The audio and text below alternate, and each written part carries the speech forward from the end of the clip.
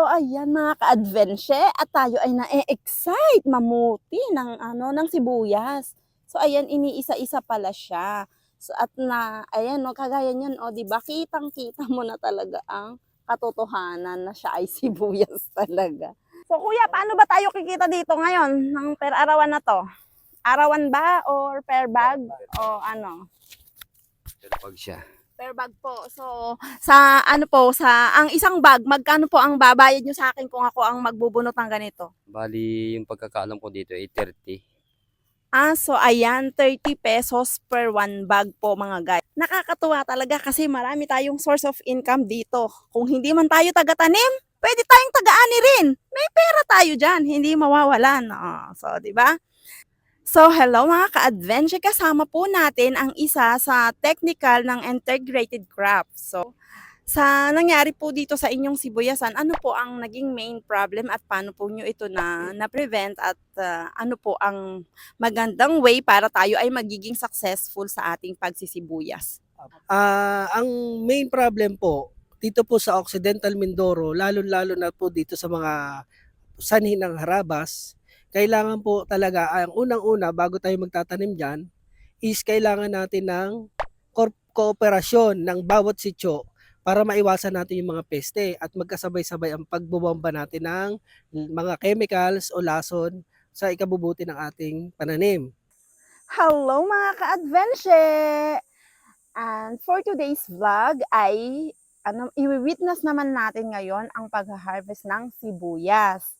Kung last time ay meron tayong mais, this time meron tayong sibuyas. At swerte nga natin kasi meron tayong kapitbahay dito na meron silang sibuyasan at ngayon ang araw ng kanilang pag-harvest. So tara, sugurin ulit natin sila at ating tuklasin kung paano ang proper way ng pag-harvest nito. Let's go! So ayan mga ka-adventure at tayo ay na-e-excite mamuti ng sibuyas. So ayan, iniisa-isa pala siya. So at ayan no, kagaya niyan o, 'di ba? Kitang-kita mo na talaga ang katotohanan na siya ay sibuyas talaga. Nakakatuwa. So nakausap natin yung isa sa mga dito, nagbabantay. Ang sinasabi niya, ito na talaga yung good size ng pag-harvest ng sibuyas. So yung mga kagaya nito, ito ay reject. At kung mas lalaki pa rin siya sa ganitong size, reject din yon. So ang kasarapan na size niya talaga is ganito yan, mga ganyan ang yan ang may magandang presyo. So kapag ka medyo mas malalaki-laki na siya, nagiging medyo mura na rin siya sa merkado. So ito, ganyan, reject yan. So alam mo na kung para kanino to. Tatago na natin yan dyan. So ito, ganyan. Pero kasi nga, nakapag na rin sila, medyo na late din tayo ng dating. Meron na rin silang mga na-harvest at mga nakaparada na siya na ganyan dito sa side na to. So ayan, ang ganda. Diba? Yung pag-aalaga nila, may mga iniingatan din talaga na mga peste, hindi mawawala sa mga halaman yun. Kaya, ito sabi ni kuya na nakausap natin kanina, talagang sagana sa spray. Saganang-sagana siya sa spray at puro medisina. So, sabi ko nga, itong dahon, 'di ba spring onions, pwede siya sa lugaw. Sabi ni kuya, kailangan mo siya talagang hugasan ng mabuti kasi nga puro medisina. At kasi tinamaan siya ng uod, pero hindi ko alam kung saan ko makikita yung uod. At yung uod na yun ang tinatawag na harabas daw. Kaya sakto din kasi nga ngayon na yung pagpapaharvest at kasi nga dun sa size niya is okay na. Kasi ngayon pa lang nagsisimula yung harabas na tinatawag nila. So, ayan. Kailangan ng mabunot. Hanggang bukas daw yata to kasi medyo malawak din yung yung tinaniman nila. So, ayan. Pagkatas mabunot na ganyan, ang natanong ko si kuya, gugupit-gupitin na naman daw to kaya mas aabutin sila ng kinabukasan. Kasi hindi rin yata nila pababayaan na ganito lang yan tapos bubunutin lahat. Tapos bukas na sabay-sabay gugupitin. Hindi. Hindi ko alam kasi masyadong sensitive ang sibuyas. 'Di ba? Yung mga balat sibuyas diyan. Joke. Ayan, kung paano natin dito nakita ang pagbubunot or ipinakita at na-experience ang pagbubunot, mamaya naman, aalamin naman natin kung paano nila gugupit-gupitin ang mga dulo na yan. So, syempre, kailangan na natin sila maaktwalan kung paano nila gagawin yan. Yan sila, ate at kuya dyan. So, ito po ang pagpe-prepare ng sibuyas. Tatanggalan ng mga dahon-dahon at bago natin ilalagay sa bags niya. So, kuya, paano ba tayo kikita dito ngayon ng per arawan na to? Arawan ba or per bag o ano? Per bag siya. Per bag po. So, sa ano po, sa ang isang bag, magkano po ang babayad nyo sa akin kung ako ang magbubunot ng ganito? Bali, yung pagkakaalam ko dito ay 30.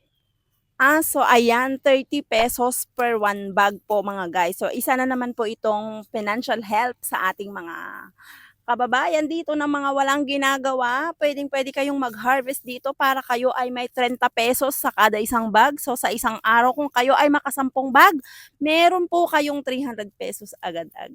So ayan, nakakatuwa talaga kasi marami tayong source of income dito. Kung hindi man tayo taga-tanim, pwede tayong taga-ani rin. May pera tayo dyan, hindi mawawalan. So, di ba?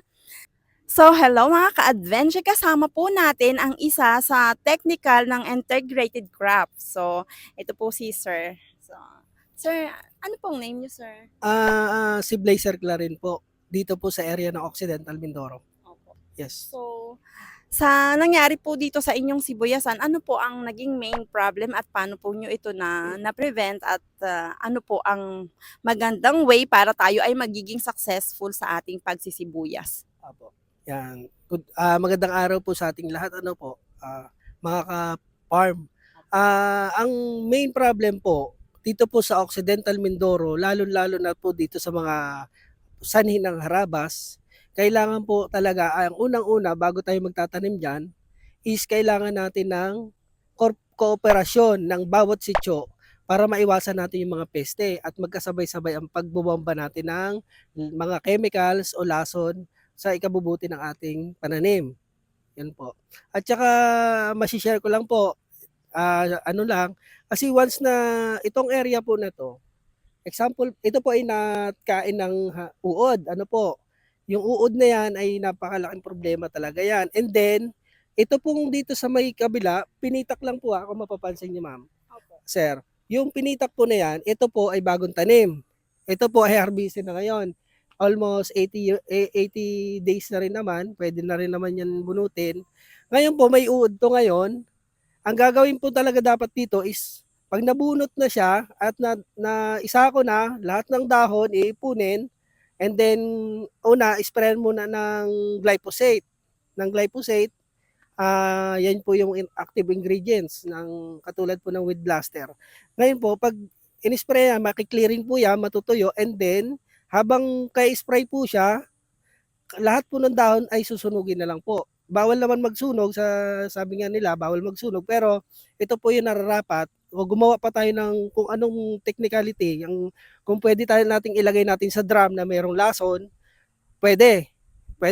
Pero yun nga, nasa sa atin pa rin ang diskarte sa technical. Ngayon po, ito pong nandito sa may itong area na to, mga bata pa, pag nag-spray, unahin po yung puro gilid, and then mag-interval na lang po tayo ng every 5 days.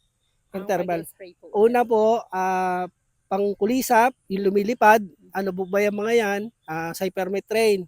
Ngayon, para mapatay niya po yung kulisap na nagdadala ng itlog, nagiging uod. Ngayon, once na nakandun na yung uod, gagamitan natin ng mga chemicals na systemic na nanunuot sa halaman. Example sa sibuyas. Yun lang po ang aking na-share dyan. And then, ang pinaka-the best talaga, the best way is cooperation ng bawat sityo na mag-usap-usap para sa magsabay-sabay sa pagbobomba ng scheduling ng tamang oras para maiwasan yung mga problemang pumapasok ng mga paru-paro. Yun po.